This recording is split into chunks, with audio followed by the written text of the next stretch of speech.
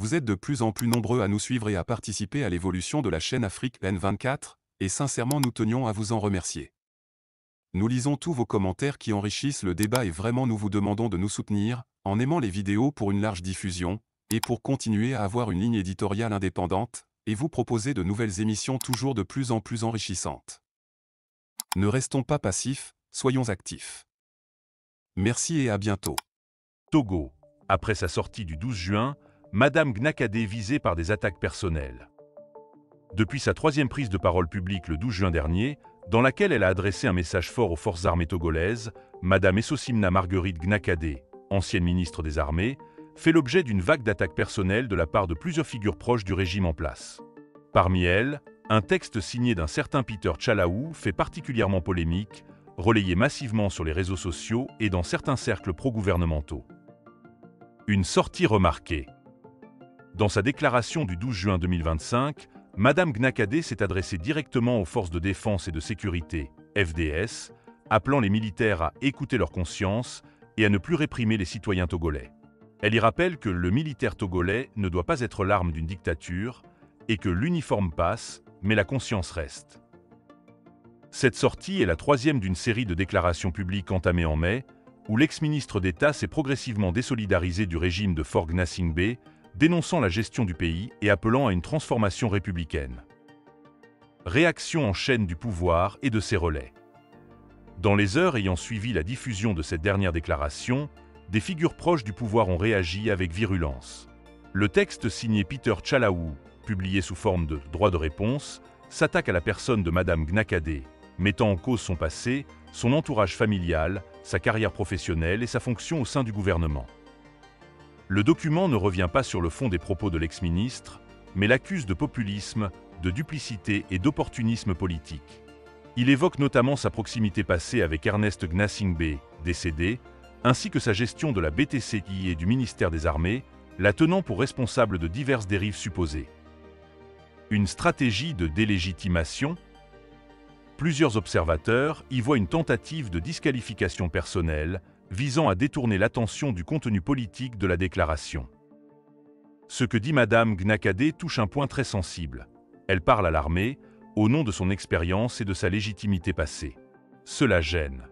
Alors on déplace le débat vers sa vie privée, son parcours, en espérant entacher la puissance du message, analyse un politologue togolais interrogé sous anonymat. Selon lui, cette stratégie n'est pas nouvelle.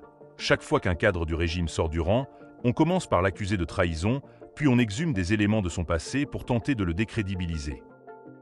Une division qui expose les tensions internes. Cette vague de réactions montre aussi les tensions internes au sein de l'appareil d'État. Depuis plusieurs mois, des voix de plus en plus nombreuses, y compris parmi d'anciens proches du pouvoir, expriment leur désaccord avec la gestion sécuritaire et institutionnelle du pays. Pour certains, la prise de parole de Madame Gnakadé marque un tournant. Elle n'est pas une opposante de profession. Elle vient de l'intérieur. Ce qu'elle dit ne peut pas être balayé d'un revers de main, indique une source militaire à Lomé. Le silence des autorités. Contactés par Afrique N24, les services du ministère de la Défense et les autorités gouvernementales n'ont pas souhaité commenter ni les propos de Madame Gnakadé, ni les attaques formulées à son encontre. De son côté, Madame Gnakadé n'a pas encore répondu publiquement aux accusations contenues dans le texte signé Tchalaou. Selon des proches, elle reste sereine. Vers une nouvelle dynamique citoyenne ? Les déclarations de l'ex-ministre interviennent à quelques jours des manifestations annoncées pour les 26, 27 et 28 juin 2025, pour lesquelles plusieurs mouvements citoyens appellent à une mobilisation nationale. Le message de Madame Gnakadé semble désormais repris dans certains groupes de la société civile comme un appel à la conscience collective, notamment chez les membres des FDS. Si le régime reste silencieux officiellement, la fébrilité de ses relais dans la sphère numérique indique que la sortie de Madame Gnakadé a eu un impact réel et que la ligne de fracture, au sein même de l'élite togolaise, continue de s'élargir. Mais depuis quelques heures, une nouvelle donne vient assombrir le tableau.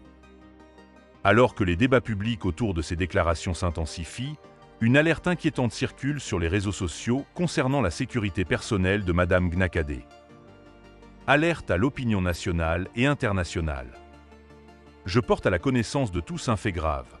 Ce lundi 16 juin 2025, Un drone non identifié, qui survolait mon domicile à Chichao depuis 2 jours, s'est posé sur la dalle de ma maison. Cet incident intervient alors que circulent des rumeurs persistantes annonçant une arrestation imminente me visant, dans un contexte marqué par mes prises de position critiques. Je refuse de croire à une simple coïncidence. J'en appelle à la vigilance de l'opinion nationale et des partenaires internationaux. La démocratie ne saurait tolérer ni la peur, ni la menace, encore moins la répression. Marguerite Gnacadé, ancienne ministre des Armées. Interpellation directe aux responsables de la sécurité. En tant que peuple engagé pour la vérité et la justice, nous interpellons solennellement le ministre de la Sécurité, Calixte Madjoulba, le chef d'état-major des FAT, le général de brigade Talar Dimini ainsi que le directeur national de la police Babarim Akatao. Ils seront tenus directement responsables de tout ce qui pourrait arriver à Madame Gnacadé. Le devoir de protection s'impose à eux. Laisser faire, c'est cautionner. Agir, c'est restaurer l'honneur. Likez la vidéo si ce n'est pas déjà fait. Laissez aussi votre point de vue en commentaire. Abonnez-vous et cliquez aussi sur la petite cloche de notification pour ne rien rater de nos prochaines vidéos. N'oubliez pas de partager aussi la vidéo et de la liker.